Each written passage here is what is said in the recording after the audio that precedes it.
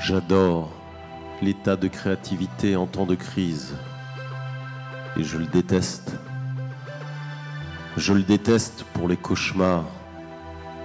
Les images d'un film pas encore tourné qui s'en mêlent comme une toile d'araignée. Je l'adore pour l'opportunité qu'il me donne pour atteindre le fond et pour en émerger comme une personne complètement différente, capable de créer, même si en ce moment, je vais vers le fond. L'événement le plus important dans la vie de tout cinéaste m'attend enfin, l'occasion tant attendue de tourner un film sérieux. On a l'actrice pour le rôle principal, on a une idée et une histoire, un film de guerre. On a même ce qui manque toujours, l'argent. Mais il manque le plus important.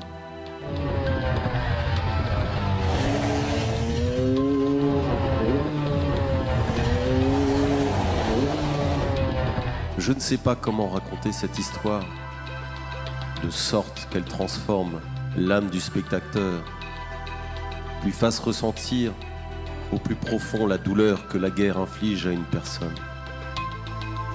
Comme je l'ai vécu moi-même, mais pas dans une salle de cinéma. J'ai fait la guerre pour de vrai.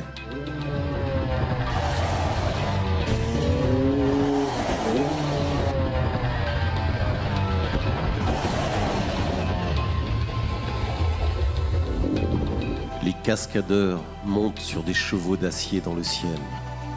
Rugissement des moteurs, mer de feu, des foules de gens. Le spectacle de motards fait partie de ma vie quotidienne.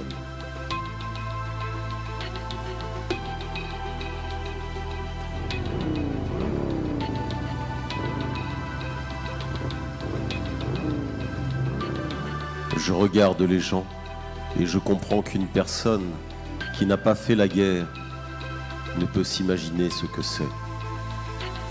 Deux mondes parallèles, mais parfois ils se croisent. Et bien sûr, il est mieux que cela se passe dans une salle de cinéma, dans mon film.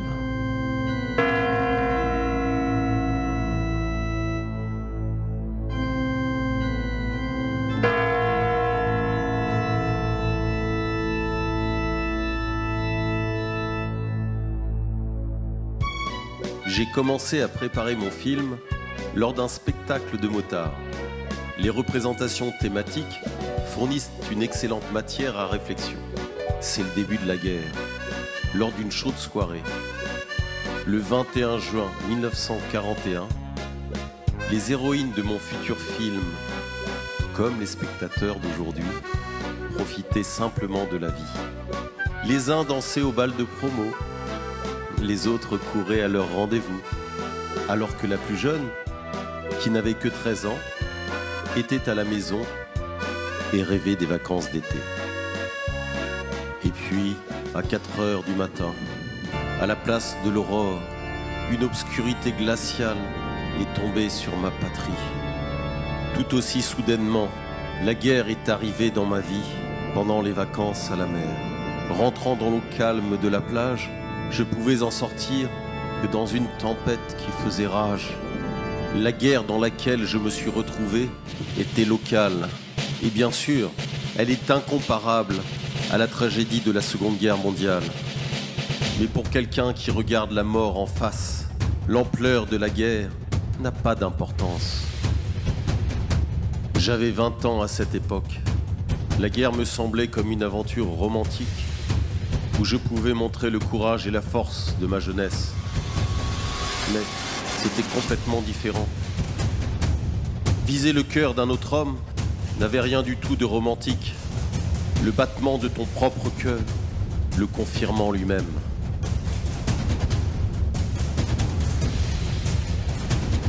Le mal surgit soudainement, émergeant secrètement des ténèbres, instillant la panique et la terreur.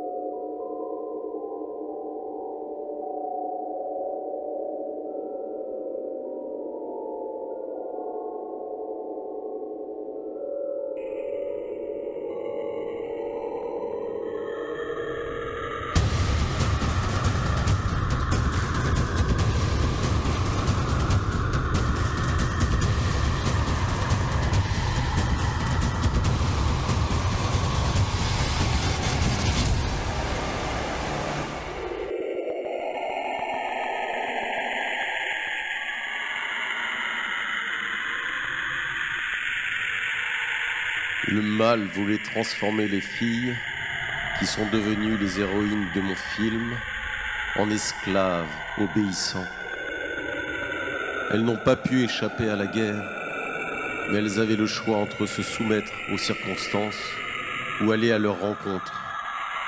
Elles n'imaginaient pas leur destin, qu'elles deviendraient les alliés des partisans, qu'elles subiraient la torture de la Gestapo, qu'elles passeraient tôt ou tard par les camps de concentration.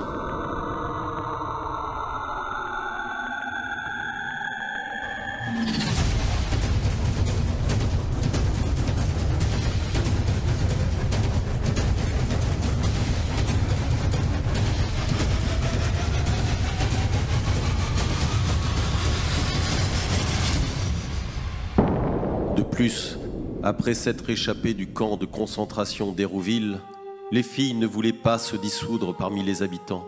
Elles voulaient se battre, mais les partisans ont refusé de les prendre dans leur rang en disant « Chez nous, les femmes ne font pas la guerre. » Eh bien, chez nous, elles se battent, ont répondu les filles. Elles ont même organisé leur propre détachement partisan entièrement composé de femmes et l'ont appelé Rodina, la patrie. Mais au début, il y avait Hérouville. Elles ont été transportées ici par wagons de transport de bétail, pleins à craquer, sans nourriture, sans eau. Les prisonniers travaillaient jours et nuits dans les mines de charbon. Le travail éreintant, les rations minimales, l'absence totale de soins médicaux ont rapidement détruit les personnes fortes et en bonne santé, les poussant à l'épuisement et à la misère. Dans ces mêmes mines se trouvaient les ateliers de production de missiles FAO. Les prisonniers juifs du camp de la mort voisin, qui avaient une formation technique, y travaillaient. Ils ont été traités encore plus brutalement. Par exemple, l'un des travailleurs a été battu à mort par les SS, juste pour avoir caché un petit sac de sel.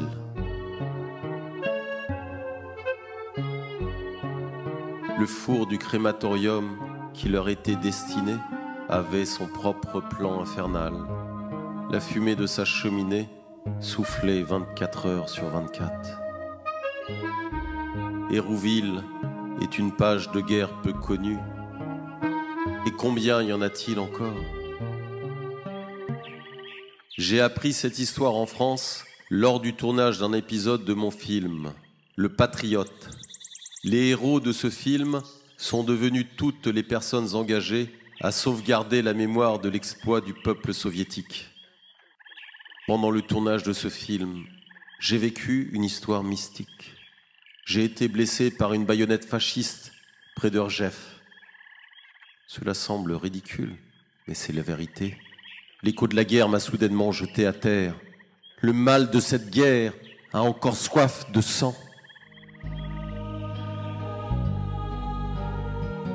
Éparpillés sur les champs de bataille, les restes de soldats étaient enterrés avec les honneurs militaires. Là aussi, il y a quelque chose de mystique.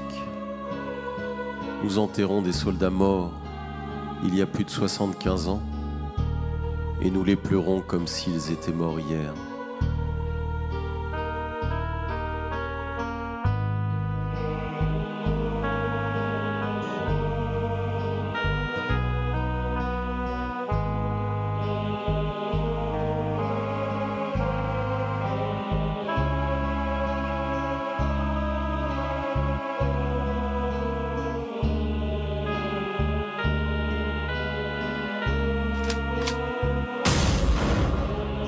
En travaillant sur Le Patriote, je ne réalisais pas à quel point cela aurait des conséquences sérieuses pour moi et pour certains spectateurs.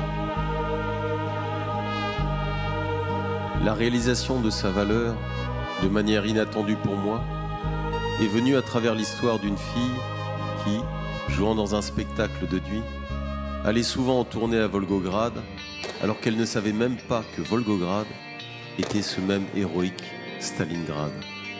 Puis après avoir regardé mon film, elle a d'abord décidé d'aller à Mamaev Kourgan. le mémorial lui a fait une impression si forte et si profonde qu'elle a décidé de changer radicalement sa vie, mettant ainsi un terme à sa carrière d'actrice de nuit. Plus tard, elle est devenue mère et styliste de mode très populaire. Quand un film aide à changer au mieux la vie d'une personne, c'est bien cela, la valeur principale de ton travail. C'est ce qui donne l'énergie qui soulève du fond même l'état de créativité en temps de crise la plus profonde et qui vous fait aller plus loin. Mais il y a encore une autre source de renouvellement de mon énergie créative. Le club des motards. Les loups de nuit. C'est le premier et le plus célèbre club de moto de notre pays. Il est également le plus insolite. La Russie, là aussi, suit son propre chemin. Partout dans le monde, les motards sont des anarchistes et des voyous.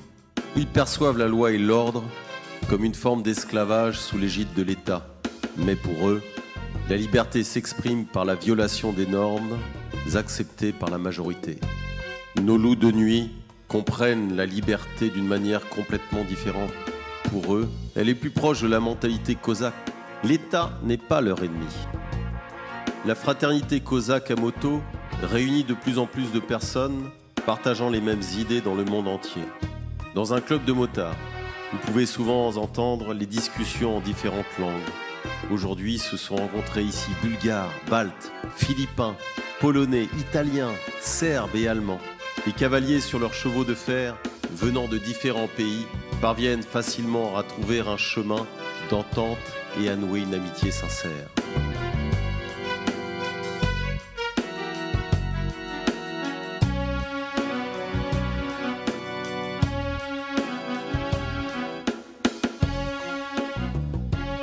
En regardant les Allemands, je comprends à quel point nous sommes semblables et proches les uns des autres.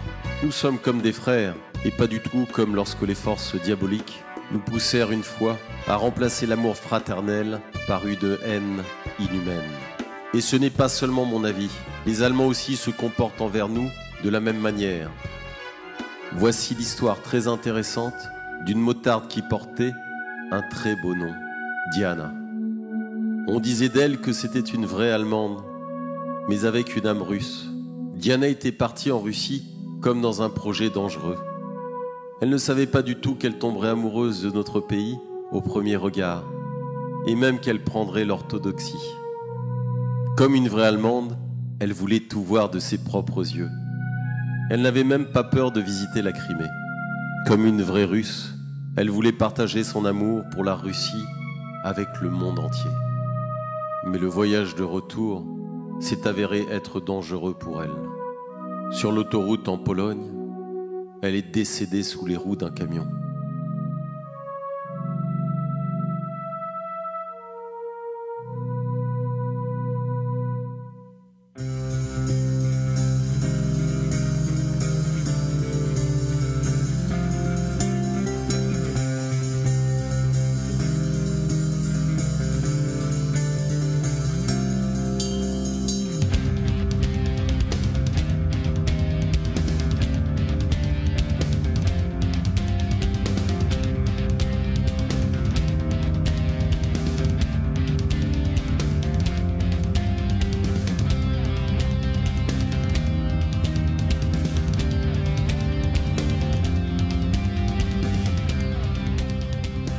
L'événement annuel, les routes de la victoire, est un excellent exemple de la fraternité internationale des motards. Comme le Régiment Immortel, c'est une initiative citoyenne qui est devenue une belle tradition. Le jour de la victoire se réunissent dans une colonne de motos tous ceux qui veulent se faire des amis, et non le contraire. Ils suivent le chemin que notre armée libératrice a parcouru, nettoyant le monde de la peste sombre du fascisme. De Moscou, la colonne part pour Brest, vers la frontière de laquelle le mal a envahi notre pays. Et plus loin encore, à travers l'Europe, dans les pays libérés par les unités de l'armée rouge. Pendant la libération de l'Europe, au cours des derniers mois de la guerre, 1,5 million de soldats soviétiques sont morts. Dans chaque ville européenne, il y a un cimetière de soldats libérateurs.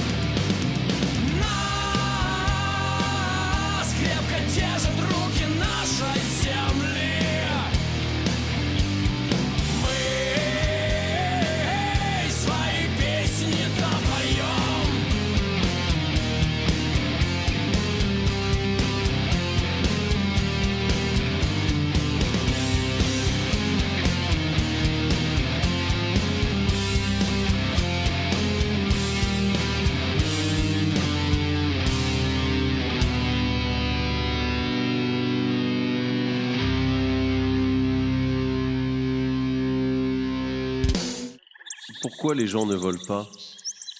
Ainsi, il n'y aurait pas de frontières. La barrière frontalière a soudainement interrompu mon vol créatif. À cause de la mauvaise volonté de quelqu'un, les frontières de l'Union européenne me sont désormais fermées. Pour le film Le Patriote, j'ai été nommé extrémiste international. Apparemment, les forces obscures considèrent le cinéma comme de la dynamite. Le tournage du film sur le détachement Rodina était devenu impossible en France. Mais je n'étais pas prêt à abandonner. La résistance est devenue mon activité préférée. J'ai dû chercher un aérodrome de secours. Le pouvoir magique du cinéma. La résistance française va désormais se battre en Crimée. La Crimée est un endroit idéal pour les cinéastes. Une personne bien informée vous montrera facilement où ont été filmés les magnifiques canyons des États-Unis, les majestueuses Alpes, l'incomparable brouillard de Londres venant de l'Atlantique, jusqu'à l'île inhabitée de Robinson Crusoe.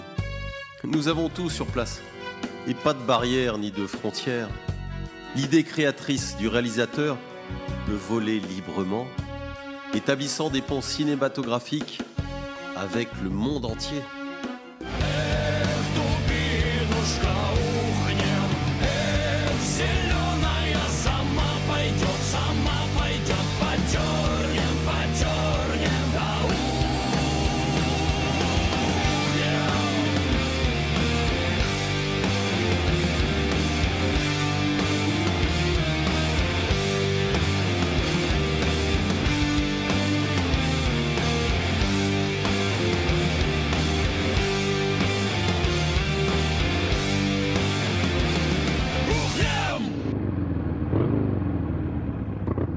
Maquis étaient ainsi nommés les partisans français. Et malgré tout, les maquis, ce qui veut dire coquelicot en russe, ne sont pas des fleurs délicates, mais une force formidable. Les forêts dansent sur les pentes de montagne. C'est ainsi que ce mot est traduit du français. Il y a beaucoup d'endroits comme cela en Crimée. La ville héroïne de Kertch nous a ouvert ses catacombes. Elles se ressemblaient comme deux gouttes d'eau aux terribles galeries souterraines des mines françaises. Pendant la guerre, des événements tout aussi tragiques se sont déroulés ici. Dans ces carrières, les combattants de l'armée rouge qui n'ont pas eu le temps de se retirer sur le continent ont maintenu leur défense pendant 1 an et demi. Leurs attaques de guérilla infligeaient régulièrement des dégâts aux envahisseurs. Les catacombes de Kertch gardent toujours la mémoire de la guerre et m'aident à plonger mon équipe de cinéma dans la réalité de la vie partisane.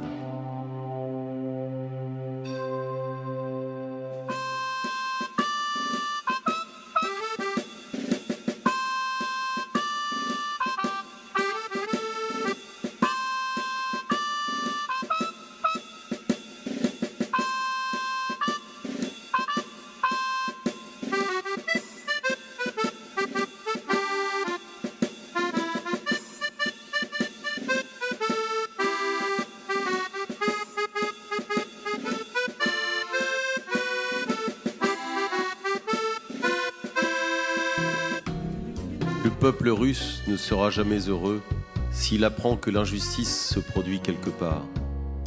Tels sont les mots du général Charles de Gaulle qui commandait la résistance.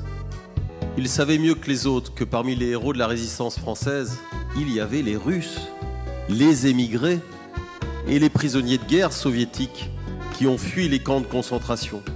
Même le nom du mouvement a été donné par Anatoly Levitsky et Boris Vildé, qui étaient originaires de Russie. Et l'hymne des partisans français a été écrit par Anna Smirnova-Marly. En apprenant qu'il m'était maintenant interdit d'entrer en Europe, les descendants des vétérans français ont décidé eux-mêmes de venir me voir à Moscou. Le fait que les Français aient soutenu ma résistance au cinéma est encourageant. L'esprit de combat et de fraternité de nos peuples est toujours présent. Пойдем мы туда, куда ворон не влетит, зверь не входит. Никто, никакая сила нас не покорит, не отгонит. Народные мстители мы отобьем злую силу.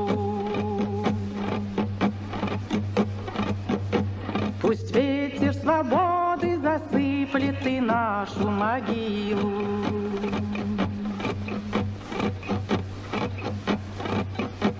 Пойдем мы туда, куда ворон не влетит, зверь не входит.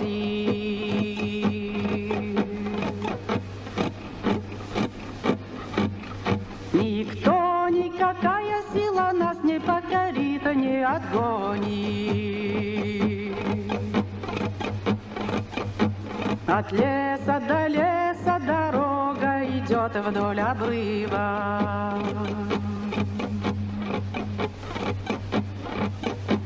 А там высоко где-то месяц плывет торопливо.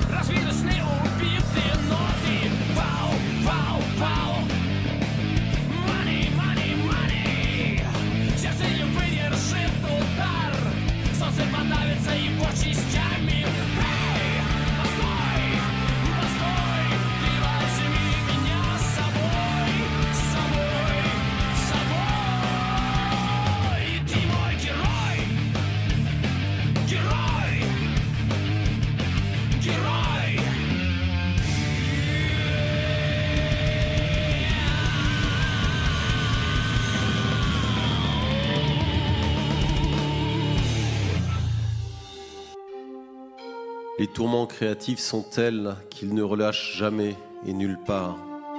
Parfois, les images apparaissent dans les endroits les plus inattendus. Voilà un exemple.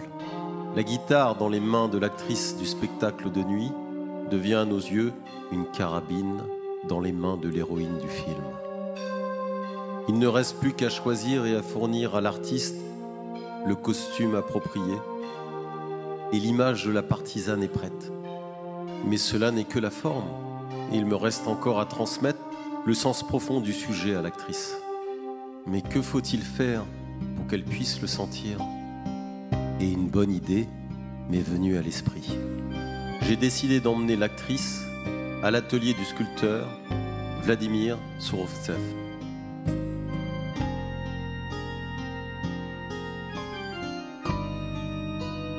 C'est avec lui que nous avons travaillé sur l'idée de créer un monument du détachement Rodina. Moi je fais le film et lui fait la sculpture qui deviendra la base du mémorial de la gloire militaire dans la ville de Thiel. C'était une expérience inhabituelle pour l'actrice. Elle a réussi à sentir du bout des doigts le rôle qui l'attendait. Il y a bien là aussi quelque chose de mystique.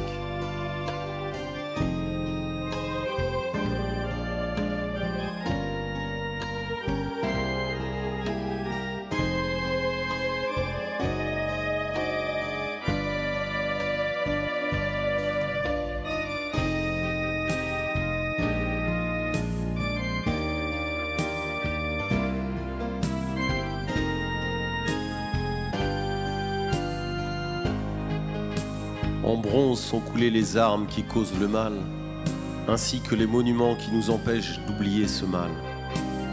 Le bronze ne rouille pas, le temps le recouvre d'une noble patine qui ne fait qu'augmenter sa valeur. Si nous récupérions tout le bronze des champs de bataille, combien de monuments pourrions-nous faire encore ?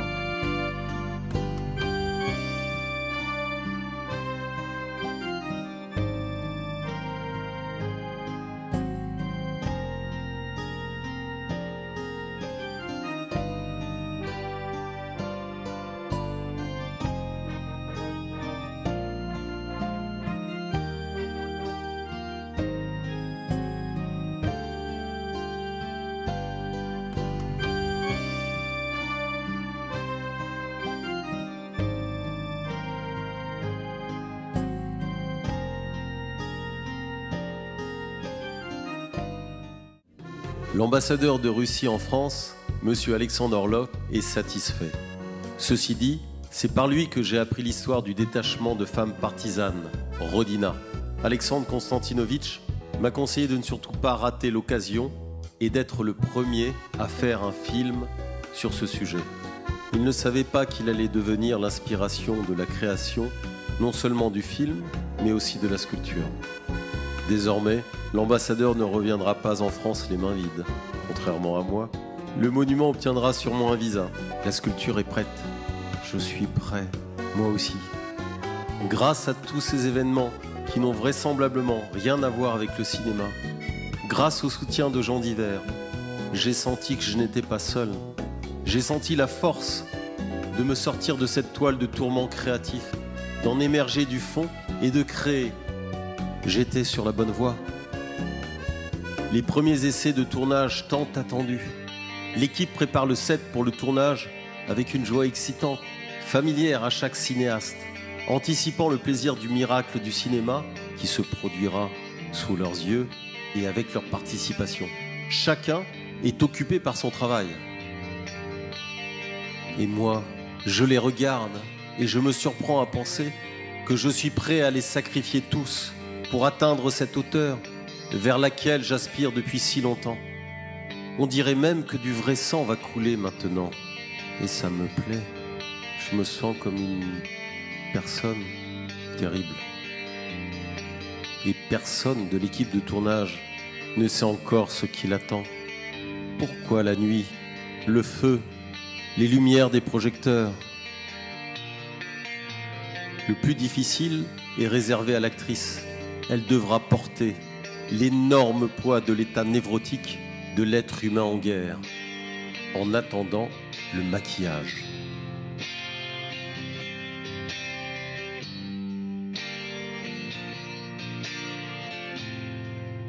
L'acteur est comme un instrument de musique. Comment tu l'accordes, le film jouera de la même manière.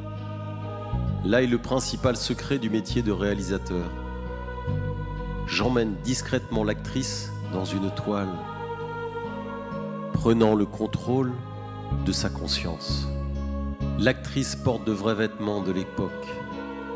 Elle a devant elle une vraie carabine. Pour obtenir un meilleur effet, on utilise les photos de vrais prisonniers de camps de concentration et des partisans du détachement Rodina. Très souvent avec elle, je partage mes propres expériences. On voit que l'actrice est touchée à vif, mais je n'arrive pas à la mettre dans cet état de désespoir que je connais si bien. Et plus j'explique, et pire c'est. C'est clair qu'il manque quelque chose. Je propose alors à l'actrice qu'elle voit tout de ses propres yeux.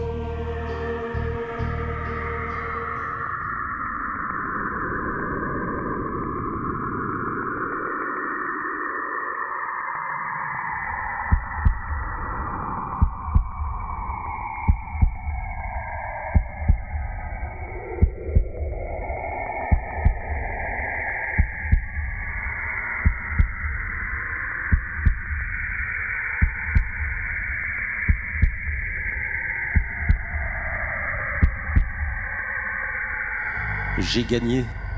J'ai réussi à plonger l'actrice dans un état d'homme en guerre. Ce que je voulais tellement transmettre aux spectateurs. Soudainement, je réalise que j'incarne le mal et que je suis devenu l'araignée au centre de la toile. L'actrice est ma première victime. Et après, dans cette même toile vont tomber les spectateurs. Et moi, je les intoxiquerai tous avec le poison de la guerre qui vit en moi. Qu'est-ce que je veux à la fin?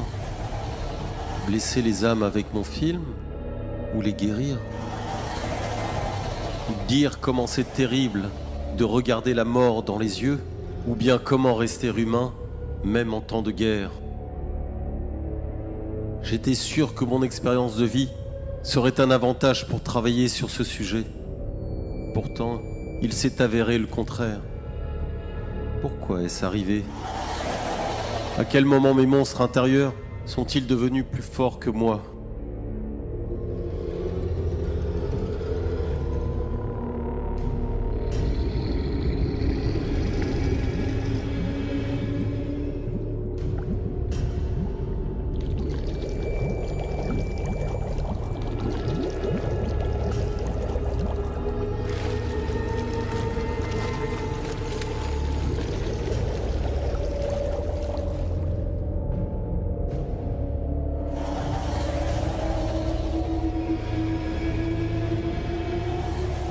Après m'être débarrassé de toutes ces ordures, je me suis souvenu de la chose la plus importante. De quoi rêve un homme pendant la guerre? De la paix. Voilà sur quel sujet faire mon film. Seul celui qui rêve de paix est capable de rester humain en guerre. Après tout, Dieu n'est pas dans la force, mais dans la vérité. Sentant la vérité comme leur allié, les jeunes femmes qui avaient formé dans un pays étranger le détachement Rodina ont réussi à survivre à l'enfer du camp de concentration, à repousser l'ennemi bestial. Ainsi notre pays a vaincu le diable destructeur fasciste. Au nom de cette vérité, des monuments sont érigés et des films sont tournés. Cette vérité a initié de grands mouvements populaires comme les Routes de la Victoire et le Régiment Immortel. Mais elle m'a aussi aidé à distinguer le bien du mal et à vaincre à temps les démons qui m'avaient envahi. Une puissante soif de la vérité est ce qui nous empêche d'être heureux, sachant qu'il y a toujours une injustice qui se crée quelque part sur terre. C'est pour une vie juste que la jeune Allemande Diana a aimé la Russie. La force de notre peuple se base sur cette vérité. Et maintenant, je sais exactement comment en parler.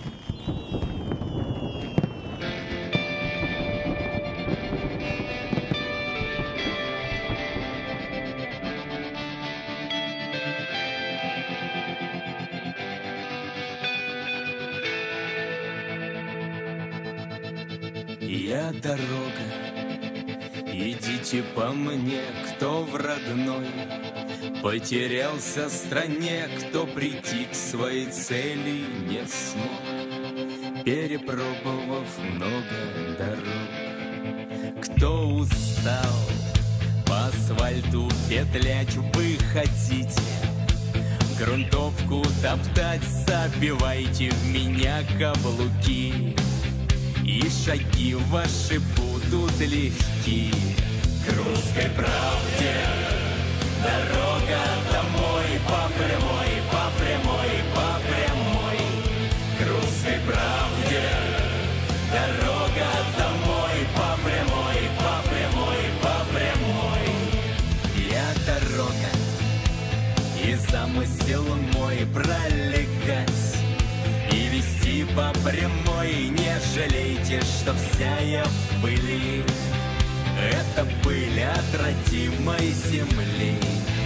Путь на родину тем и хорош, что он весь в поцелуях подошв. Он вовеки завещен живым и всегда остается прямым. К русской правде дорога домой, по прямой, по прямой, по прямой. К русской правде дорога домой, по прямой, по прямой, по прямой.